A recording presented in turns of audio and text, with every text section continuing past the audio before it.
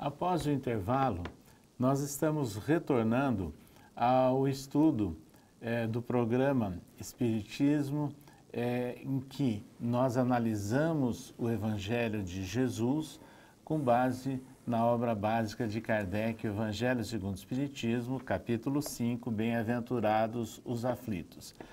Prosseguindo na análise dos versículos de Lucas. E agora, mais uma vez, com o trecho: Felizes sois vós que agora chorais, porque rireis. Nós vamos, então, nos dedicar agora a esse versículo de Lucas. Antes do intervalo foi mencionada a instrução dos espíritos: a felicidade não é deste mundo. E tem um item aqui, o primeiro parágrafo dessa mensagem, no item 20, o Espírito menciona uma passagem de Eclesiastes, na verdade, uma máxima extraída de Eclesiastes que dá o título à mensagem. Na verdade, essa máxima não está contida em Eclesiastes. O Espírito sintetiza a essência desse livro do Velho Testamento. E é algo que não aparece nem referenciado no Evangelho segundo o Espiritismo.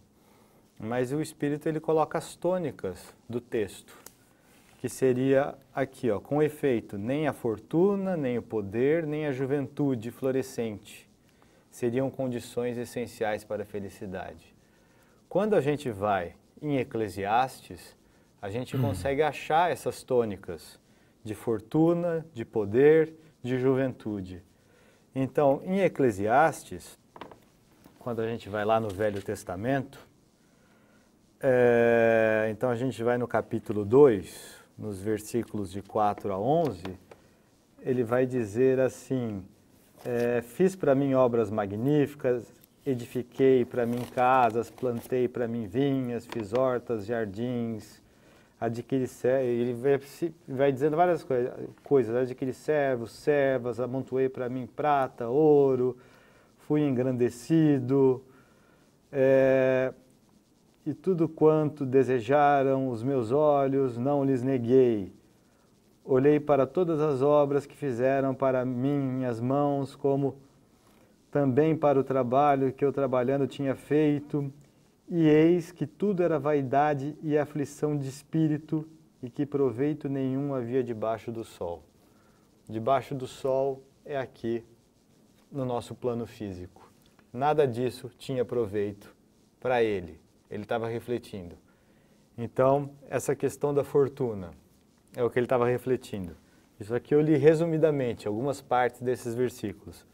A questão do poder, a gente vai para o capítulo 8 de Eclesiastes, versículo 8. Nenhum homem há que tenha domínio sobre o espírito para o reter, nem tampouco tem ele poder sobre o dia da morte, como também não há licença nesta peleja, nem tampouco a impiedade livrará os ímpios. Isso aqui ele está falando do poder dos reis, que nem os reis têm poder para isso, para decidir o dia da sua morte. Então, ele está falando que o poder também é outra questão que está fora da nossa alçada. Nós temos poder, não temos poder para isso.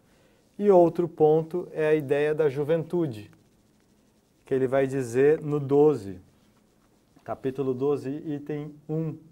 Lembra-te também do Criador, ou seja, de Deus, nos dias da tua mocidade, antes que venham os maus dias e cheguem os tempos dos quais venha dizer, não tenho neles contentamento, antes que se escureçam o sol e a luz, e a lua e as estrelas e tornem a vir as nuvens depois da chuva. Ou seja, antes de vir a fase da velhice, que geralmente as pessoas buscam Deus. Então eles falam, lembre de Deus quando você ainda é jovem. Aliás, esses assuntos que o Flávio trouxe agora, eles serão retomados num outro programa, ainda dentro do capítulo 5, porque Kardec também colocou versículos de Lucas falando dos ricos que têm consolação neste mundo. Então nós voltaremos, né, a esses aspectos. Mas vamos verificar agora o significado, né, dessa questão do chorar e do rir.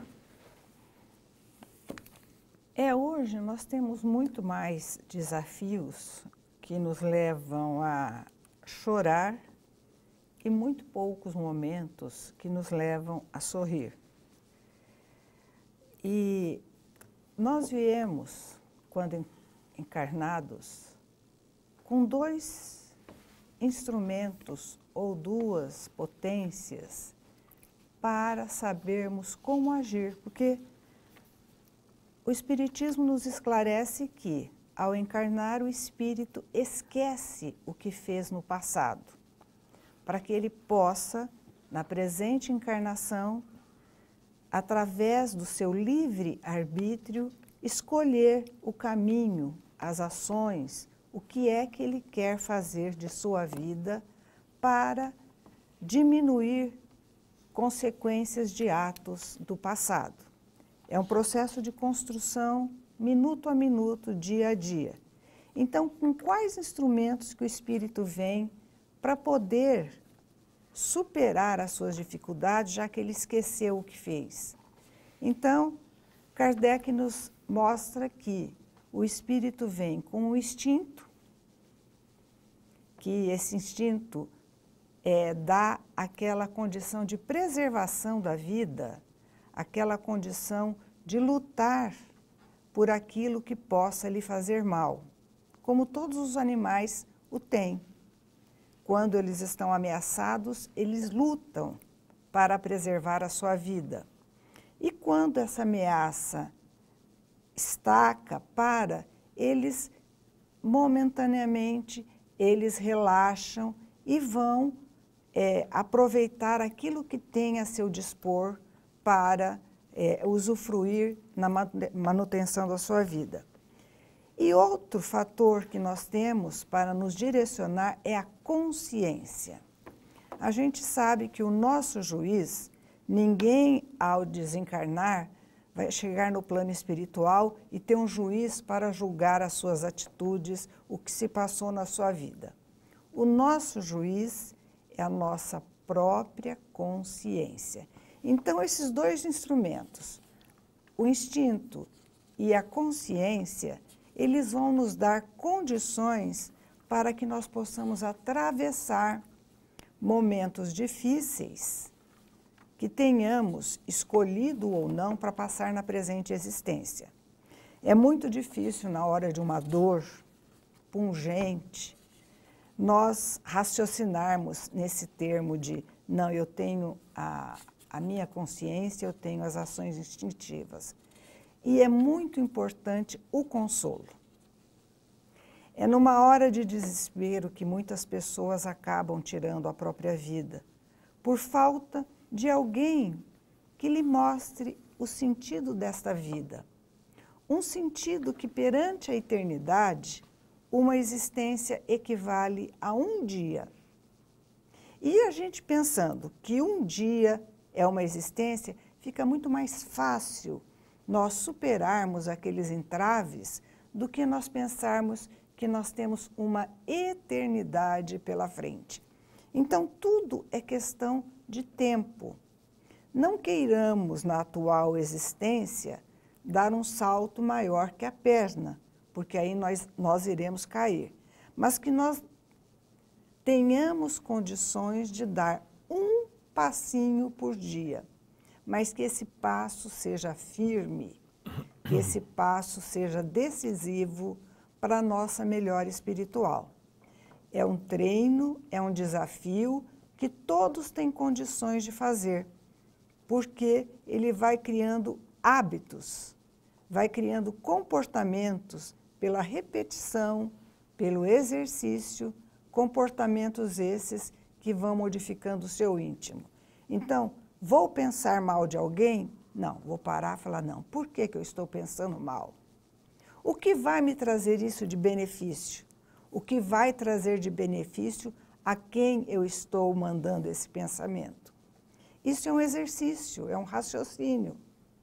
Eu estou querendo praticar uma atitude que vá ferir alguém, o que é que eu vou trazer de benefício para o meu espírito e para mim? Então, essas reflexões é que vão nos possibilitando, no dia a dia, mudarmos a nossa conduta. Porque, ao desencarnarmos, nós teremos que prestar conta de nós mesmos, de mais ninguém.